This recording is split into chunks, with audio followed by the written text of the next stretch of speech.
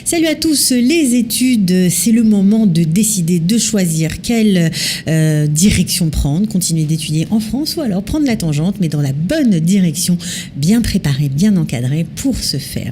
J'ai le plaisir d'accueillir la présidente du campus francophone du Collège académique de Natania, Claude Breitman. C'est parti. Les professions réglementées et les équivalences, les dossiers Qualita, en savoir plus sur l'ALIA. Claude Breitman, bonjour, un plaisir de vous retrouver. Bonjour chère Cathy, j'ai l'impression de venir en famille parce que vous êtes non seulement nos partenaires, mais en plus à chaque fois que j'ai la joie de vous rencontrer, il se passe toujours quelque chose d'extrêmement positif. On va toujours vers d'autres avenirs, vers d'autres configurations qui peuvent véritablement nous amener plus pour les francophones en Israël. Alors, je voudrais d'abord vous remercier pour tout ce que vous faites et vous dire qu'on est prêt à cette grande bataille et qu'on est tous en marche et en ligne pour faire que ça arrive cette année. Alors, ce dont je voulais vous parler essentiellement pour commencer, c'est le fait, si vous voulez, que le collège académique, le campus francophone, nous sommes les seuls en Israël à être le campus francophone d'Israël. Nous avons quand même construit une configuration qui est une véritable complémentarité et qui apporte le succès humain et le succès académique. Alors pour ceux qui ne connaissent pas votre établissement, donc c'est un campus francophone qui est logé au cœur d'un très joli complexe, le Collège académique de Natania. Il y a tout ce qu'il faut en termes d'infrastructure, c'est assez impressionnant, je dois bien le dire. Et ça vous donne envie, hein? Franchement, ça donne envie de redevenir étudiant. Je vous dis franchement, piscine, tennis, c'est très très beau. C'est le top. Ouais, vraiment. C'était universitaire formidable. Franchement, oui. La blanchisserie à domicile. Ouais. Enfin, le rêve. Mais c'est vrai, même les logements étudiants, etc. Tout est vraiment chouette. Tout est beau, oui. Mais là, ce que je voulais surtout insister sur le programme de la première année après le bac, parce que c'est souvent là qu'on prend des décisions importantes pour l'avenir. Et vous continuez avec le programme des prépa Massa.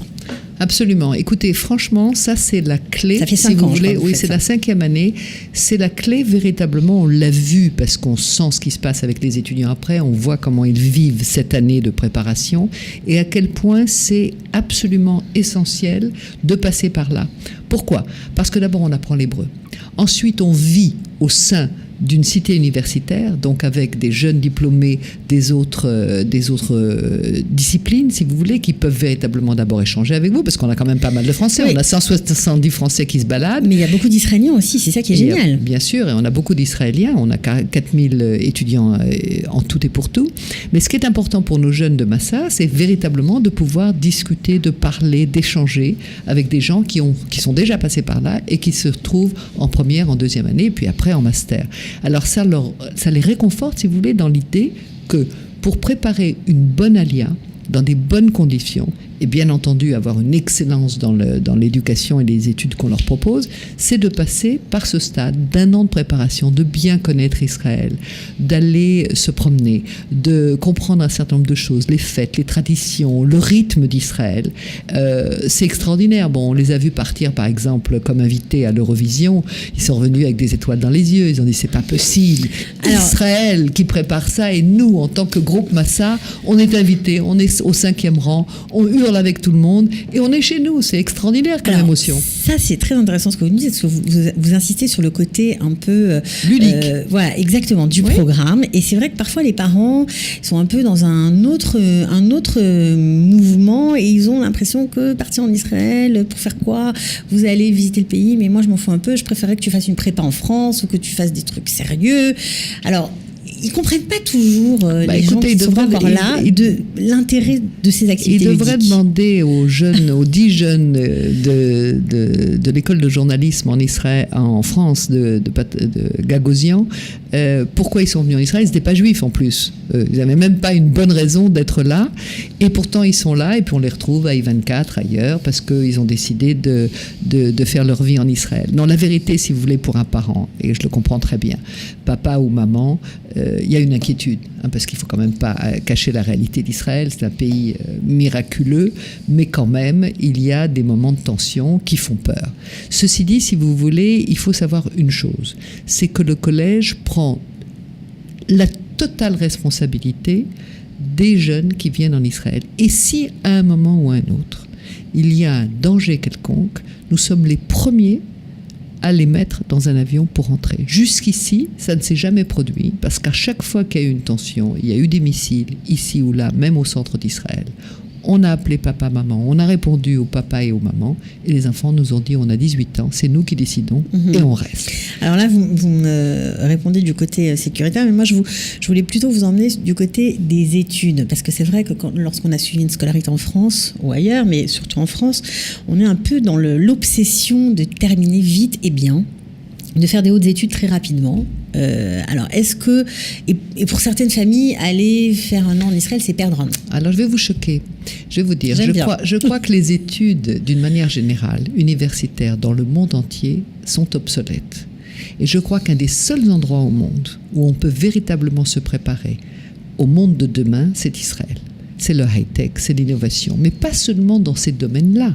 C'est véritablement, si vous voulez, appréhender un langage, une culture de pensée en dehors des sentiers battus qui font que véritablement on les prépare 1000 fois mieux au monde d'aujourd'hui. Ça, c'est clair, c'est très clair, c'est la vie de tout le monde. On a les meilleurs mathématiciens, les meilleurs physiciens, les gamins de 14 ans. On a au collège académique un groupe d'excellents jeunes garçons qui ont entre 13 ans et 15 ans, et filles d'ailleurs aussi, qui sont nos grands champions olympiques dans les mathématiques et dans la physique. Je veux dire, ce qui se passe ici, il y a une émulation, il y a une volonté, et puis ensuite il y a l'armée, et puis il y a tout ce qui se fait autour. Donc si vous voulez, on leur apprend véritablement à penser autrement. Et je crois que ça, pour des parents qui sont quelque part dans le monde, que ce soit en France ou ailleurs, d'ailleurs, on a maintenant des gens du Canada et du Maroc qui nous rejoignent, c'est plus important que tout. Parce qu'il ne suffit pas d'avoir un diplôme classique aujourd'hui, ma chère Cathy, vous le savez mieux que moi. Bien sûr, je suis d'accord avec vous. Il faut véritablement savoir penser autrement. Donc, ce qu'on leur propose, Massa, c'est très fort, c'est une belle expérience. Ils apprennent l'hébreu. Ils comprennent ce qu'on leur demande. C'est le titre de votre programme. Absolument. Ensuite, on leur donne un certain nombre de crédits académiques avec des sessions de statistiques, etc. Des choses qui ne demandent pas un hébreu parfait, mais qui sont déjà complètement dans le cursus estudiantal d'une business school. Et donc, ils ont déjà un petit pied, pour ne pas dire pratiquement toute la jambe, déjà dans une première année de licence. Alors après, ils ont le choix. Au terme de cette année-là. Oui, c'est ça aussi, parce que parfois on se dit, on va commencer une prépa au sein du collège académique, mais peut-être qu'on voudra aller dans une université ou qu'on voudra arrêter les études, qu'on voudra aller faire l'armée. Rien n'empêche de le faire. Toutes les options sont là. Ce qui se passe, si vous voulez, c'est qu'il y a quand même un suivi du collège au-delà de l'année, c'est-à-dire que lorsqu'ils veulent faire l'armée, très souvent, ils restent en contact et ils reviennent vers nous pour reprendre des études. Et c'est bon pour eux parce que, vous savez, Cathy, les études, on disait que c'était obsolète sur le plan du contenu des études.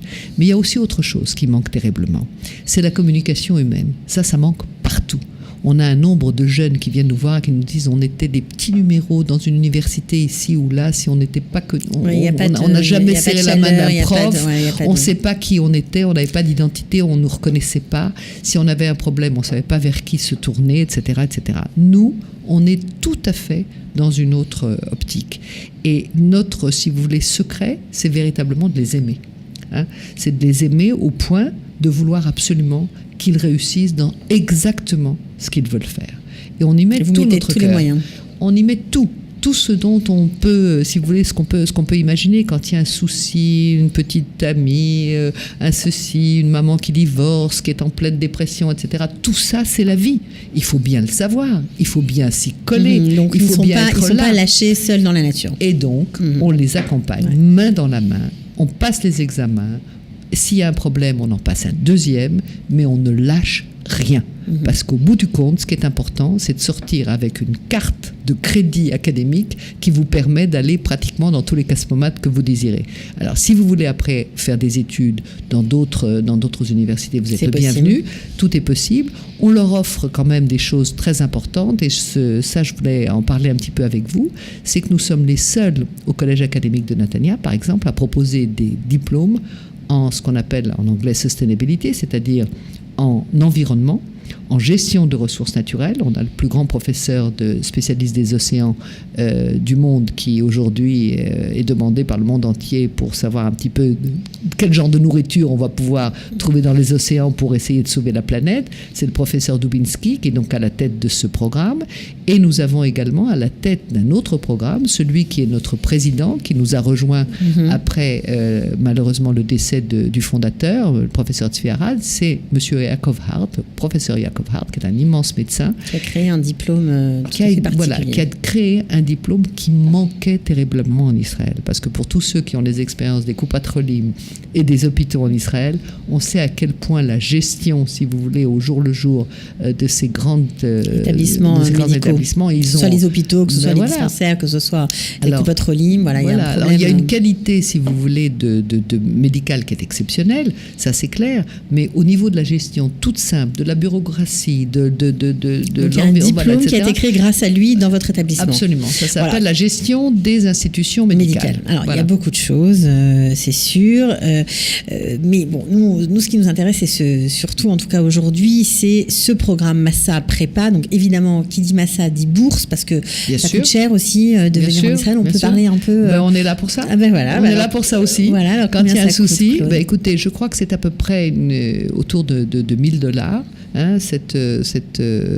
Ce programme par étudiant, mais comme on est, si vous voulez, partenaire avec la Chavaya israélite, donc on a l'occasion plus d'une fois d'accueillir des jeunes qui n'ont pas les moyens, mais à qui on donne la possibilité par des bourses complémentaires de pouvoir suivre ce programme. D'ailleurs, le 31 mai, il y aura une grande manifestation porte ouverte au Collège académique de Netanya, qui sera spécialement ciblée sur le programme Massa, avec toutes nos petites soldates en rangée serrée, dont Nicole Fari, qui est à la tête des programmes francophones, Céline Sabag, Sonia Lévy, elles sont toutes là pour donner toutes les informations et pour accueillir tout le monde. Donc tout le monde peut aller voir, que ce soit parents, grands-parents, famille, bref, tous ceux qui veulent se renseigner. Si vous avez le nombre de tontons et de tatas qui nous appellent en nous disant « je vous en prie, regardez, son dossier n'est pas terrible, mais qu'est-ce qu'on peut faire ?» etc. Et on essaie. Bon, alors quelles sont les conditions d'admission pour cette première année Massa Prépa? C'est le bac tout simplement? Alors le bac tout simplement, et puis une motivation, et puis l'envie de venir en Israël, et la compréhension, si vous voulez, du programme qui est autour de justement cette préparation pour avoir des études, pour aller vers des études universitaires. C'est ça l'histoire. Bon, alors si vous êtes en France, vous nous écoutez, ne vous précipitez pas sans être préalable renseigné. Vous pouvez taguer la page Facebook du collège francophone de Netanya, du campus francophone de Netanya. Là-bas, vous aurez forcément tous les renseignements sur cette journée porte ouverte du 31 mai 2019. Renseignez-vous avant de faire entamer à vos enfants des études qui... Non, il faut venir, c'est dommage. Croyez-moi, c'est formidable. C'est absolument formidable. D'ailleurs, quand on voit les jeunes à la fin de l'année avec leurs parents s'embrasser, se serrer dans les bras, ils ont compris qu'ils ont fait quelque chose qui a du sens pour eux. Les études en Israël, c'est quand même autre chose. Écoutez, je pense que c'est différent, mais ce que je voulais, sur quoi je voulais revenir, c'est ce que je vous ai dit tout à l'heure. Je pense qu'Israël, si vous voulez, a bien entendu pas l'ampleur d'un pays comme la France ou autre chose, mais si vous voyez per capita ce qu'on est capable de faire dans la modernité, dans l'accélération d'un certain nombre d'innovations, etc., je pense qu'il est clair que les choses se passent ici. Et pour des parents aujourd'hui qui veulent que leurs enfants aient un véritable avenir, il faut venir ici. D'abord parce que je vous redis ce que je vous ai dit au départ, c'est qu'il y a un épanouissement de la communauté française qui aujourd'hui est beaucoup plus, si vous voulez, active, beaucoup plus déterminée à faire en sorte que les droits, les devoirs, la volonté d'avoir un futur qui ait du sens pour eux et pour les parents et pour les grands-parents, mais surtout pour les jeunes, c'est très clairement aujourd'hui sur l'agenda national. Ça n'était pas toujours. Et je pense, si vous voulez, que nous aurons de bonnes surprises, même avec ce gouvernement qui est en train, d'une manière un peu compliquée, un peu difficile de se mettre en place.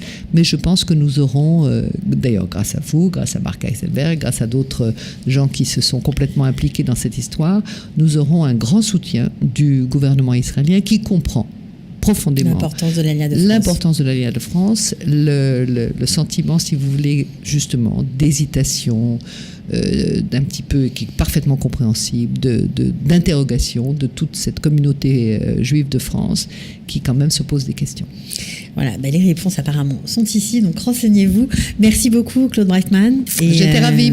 N'oubliez pas que le 16 juin, nous avons un grand final au Collège académique de Natania, on en profite, avec le violon, et Cécile Benz et Steve Swissa, et que l'année prochaine, notre cycle de conférences, on aura l'occasion d'en reparler, ce sera sur le thème de l'engagement. L'engagement des journalistes, un thème qui vous va très bien d'ailleurs. Ça vous va très bien aussi. Merci Cathy. À très vite. Ciao, au revoir. Bye. Les professions réglementées et les équivalences, les dossiers Qualita, en savoir plus sur l'ALIA.